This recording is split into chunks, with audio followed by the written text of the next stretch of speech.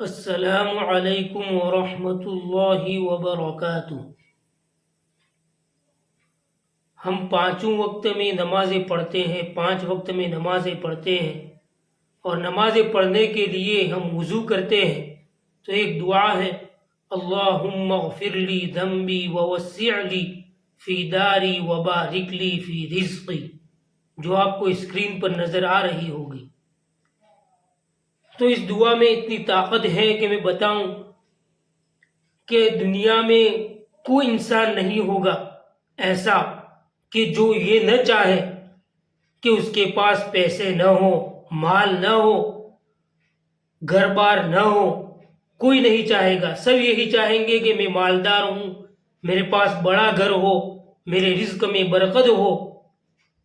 تو میں آپ کو بتا دوں کہ یہ دعا میں نے جو پڑھی اتنی اثر کارک ہے، اتنی اثر کرتی ہے کہ اگر اس کو آپ پابندی کے ساتھ پڑھتے رہیں گے اور پابندی کریں گے دعا پڑھنے کی، تو اللہ تعالیٰ آپ کے گھروں کو بھی کشادہ کر دے گا اور آپ کے مالوں میں بھی برکتیں عطا کرے گا۔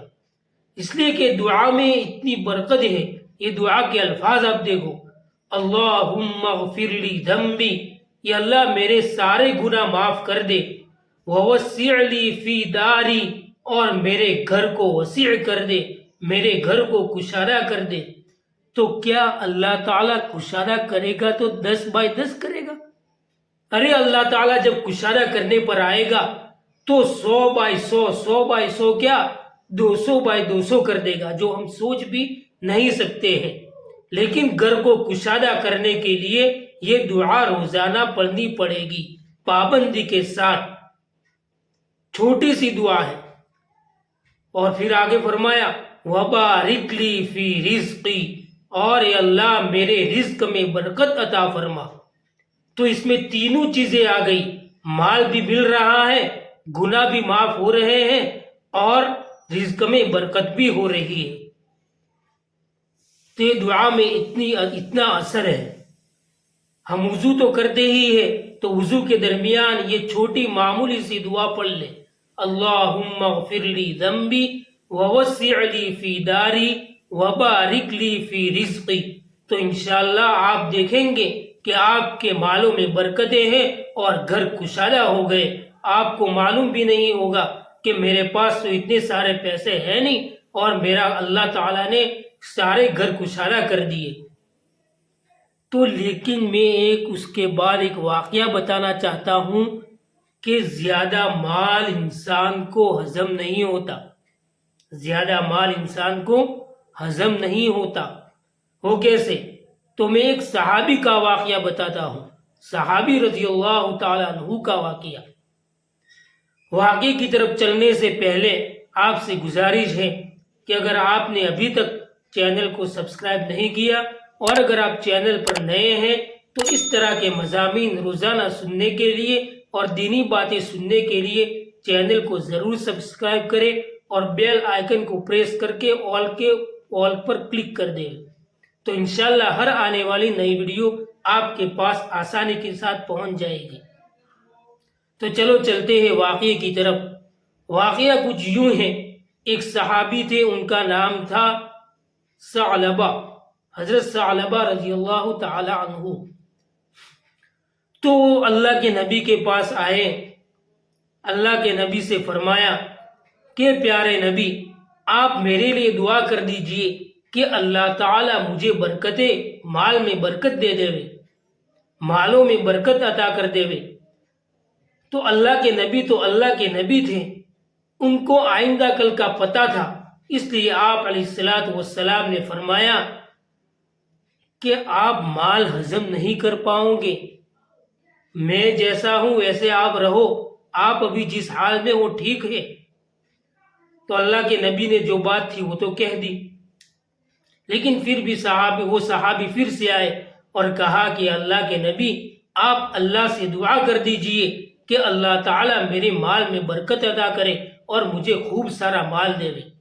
تو پھر اللہ کے نبی نے یہی فرمایا کہ بھئی آپ جو ہو ٹھیک ہو، آپ زیادہ مال ہضم نہیں کر پاؤ گے۔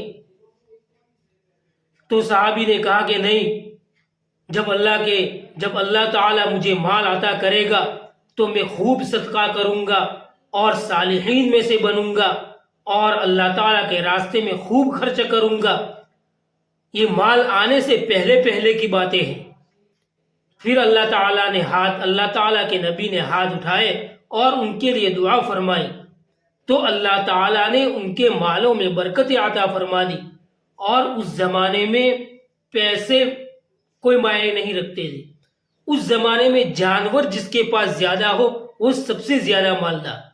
اونٹ ہے، بکریاں ہے، تو اونٹ کا ریوڑ اور بکریوں کا ریوڑ جس کے پاس زیادہ ہو وہ سب سے زیادہ امیر اور مالدار۔ تو پھر اللہ تعالیٰ کے نبی نے دعا فرمائی تو اللہ تعالیٰ، ان کے پاس کچھ بکریاں تو تھی ہی 4-5، لیکن جب دعا فرمائی تو اللہ تعالیٰ نے ان بکریوں میں برکت عطا فرما دی، اور پھر برکت عطا فرمانے کے بعد 5 سے 10 ہوئی، 10 سے اس طرح بڑھتی رہی، برکت ہوتی رہی بکریوں میں۔ تو پھر وہ مدینہ منورہ کو چھوڑ کر جہاں وہ رہ رہے تھے وہ جگہ تھوڑی ان کو کم پڑ رہی تھی، تو وہ جگہ چھوڑ کر دوسری جگہ منتقل ہو گئے، تو پھر یہ مدینہ ان کو چھوڑنا پڑا۔ پھر اللہ تعالیٰ نے اور زیادہ برکت عطا فرمائی، تو پھر اس جگہ سے بھی اور زیادہ دور چلے گئے۔ پھر نماز میں کبھی آتے مسجد نبی میں، کبھی آتے کبھی نہ آتے، جمعہ کے دن آتے، کبھی دکھتے کبھی نہ دکھتے۔ تو پھر اللہ تعالیٰ کے نبی نے فرمایا صحابہ سے کہ ثعلبہ کہاں ہے کہ وہ دکھتے نہیں ہیں۔ پھر بات معلوم چلی کہ ان کی بکریوں کا ریوڑ زیادہ ہو گیا ہے، اس لیے وہ مدینہ سے باہر چلے گئے ہیں۔ پھر اب بات آئی زکوٰۃ کی، تو اللہ کے نبی نے فرمایا کہ بھئی ان پر زکوٰۃ واجب ہو چکی ہے، اس لیے کہ جانوروں میں بھی زکوٰۃ ہے۔ تو پھر اللہ کے نبی نے کچھ ساتھیوں کو ان کے پاس بھیجا کہ ان سے زکوٰۃ وصول کرنے کے لیے۔ تو پھر وہاں جا کر کہا کہ ہمیں اللہ کے نبی نے بھیجا ہے کہ آپ کے ماشاءاللہ آپ کی بکریوں کے ریوڑ بہت سارے ہیں، تو ان میں زکوٰۃ آئے گی۔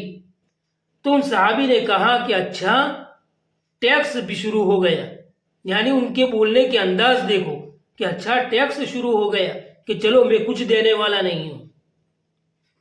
پھر ان ساتھی نے اللہ کے نبی سے یہ سب کچھ فرمایا کہ ان صحابی کے بول تو ایسے ہیں کہ بھئی میں کچھ دینے والا نہیں ہوں، یہ تو ٹیکس کا معاملہ ہے اور ہم پر ٹیکس واجب نہیں ہے۔ تو پھر اللہ کے نبی نے ہاتھ اٹھائے اور کہا کہ ثعلبہ ہلاک ہو، یہ دعا کہنا تھا، اور ان کی ساری پھر آہستہ آہستہ ترقی سے تنزلی کی طرف آنا شروع ہو گیا۔ پھر وہ سارا سامان انہوں نے لپیٹا، ایک کپڑے میں لپیٹا، اور رسول صلی اللہ علیہ وسلم کی خدمت میں آئے اور کہا کہ اللہ کے نبی، یہ لو میرا کچھ مال ہے، آپ اسے قبول کر لو۔